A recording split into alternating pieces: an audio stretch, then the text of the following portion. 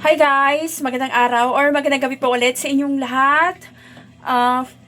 For today's video guys ay update sa aming ginagawa at ngayon po pala ay Sunday. Happy blessed Sunday po sa ating lahat.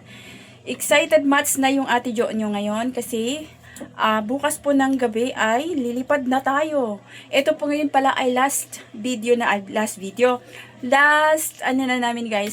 pag-iihaw-ihaw. At yun, ipakita ko sa inyo kung ano po yung aming ginagawang mga ihaw-ihaw ngayon dahil hindi tayo kailangan guys, hindi walang matira ngayon. Dahil nga po, halos 15 days yung aming bakasyon. Dapat walang matira dahil nga 15 days tayo walang barbecue. Kaya dapat mapapaubos natin ngayon ang ating mga ihaw-ihaw. At ipakita ko sa inyo guys yung aming ginagawang yung aming iihawin ngayon.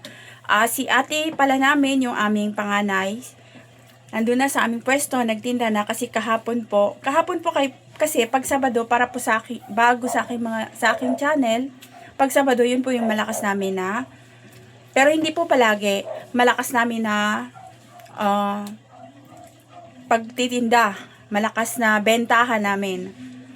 Tapos ilan nga yung ano mo kahapon, yung laman? 15 kilos yung aming laman kahapon guys. Tapos, yung nagawa mo, ilan sa 15 kilos nagawa mo? 300 plus. 300, anong plus? 326. Yung laman pala namin kahapon guys ay 15 kilos. Kay Mr. ako nagtatanong guys kasi siya po yung nakatoka sa laman. Ang laman pala namin guys kahapon ay 15 kilos. Yun po kasi ang budget namin pagka Sabado dahil nga po, ayun, pangit talaga yung ano natin dito, may guhit oh. Sa ilaw. Nag-against the light tayo. Dito tayo. Ayan. Yun nga po, ayun si Mr. gumagawa sa likod ko. 15 kilos yung aming pagsabado. Kaya, kahapon, hindi naubos, 326. May natira tayong mga 40 sticks ata. 40 sticks, isang planggana yung natira namin doon sa tindahan. Kaya, yun yung tininda ng aming ate sa tindahan ngayon kasi may natira pa.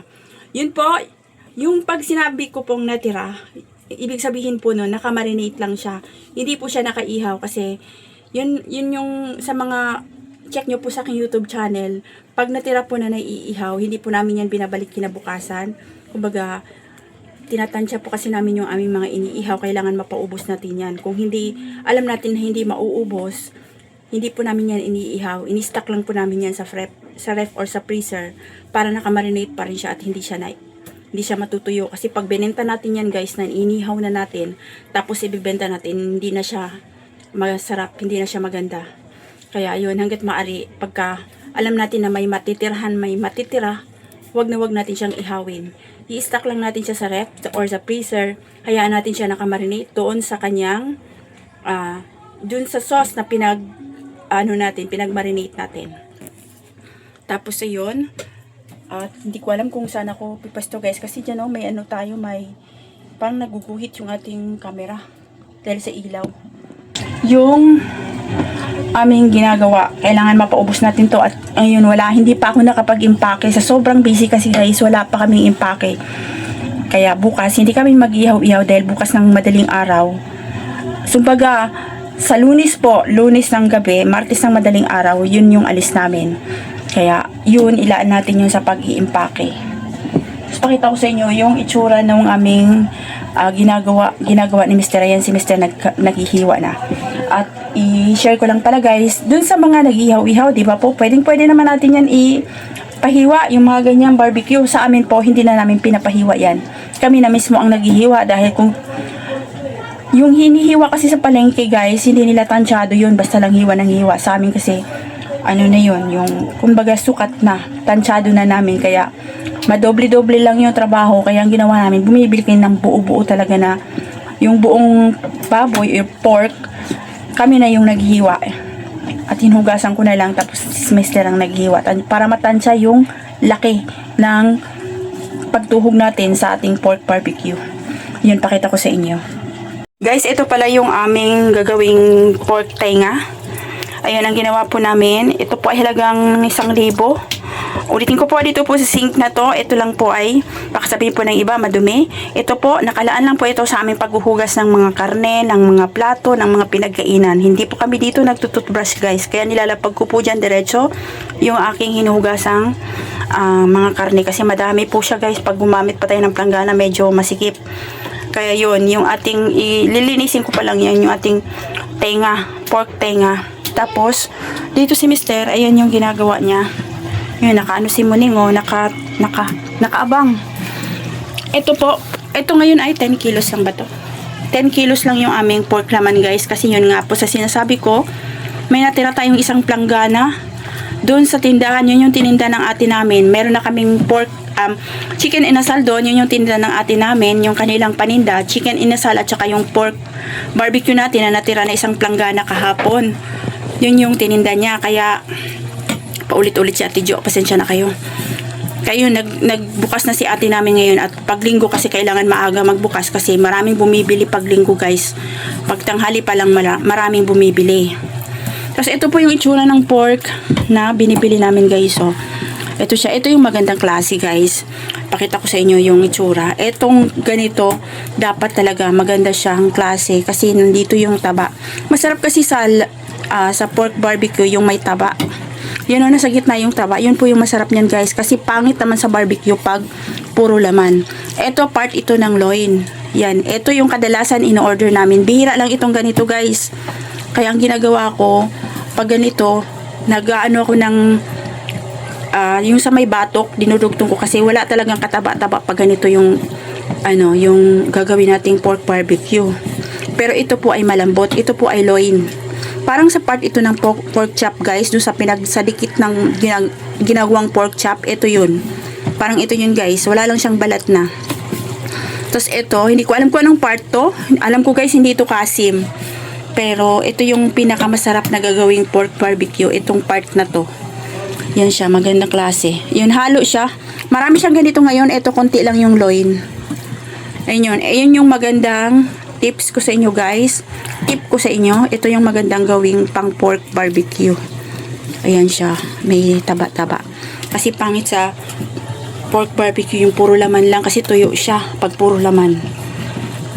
Yun lang po guys. Tapos dito, ito yung aming dugo. Ngayon pala ay walang dumating na doon sa suki namin, walang dumating na dugo ng manok. Kaya wala tayong choice. Ang binili ni Mr. is dugo ng baka.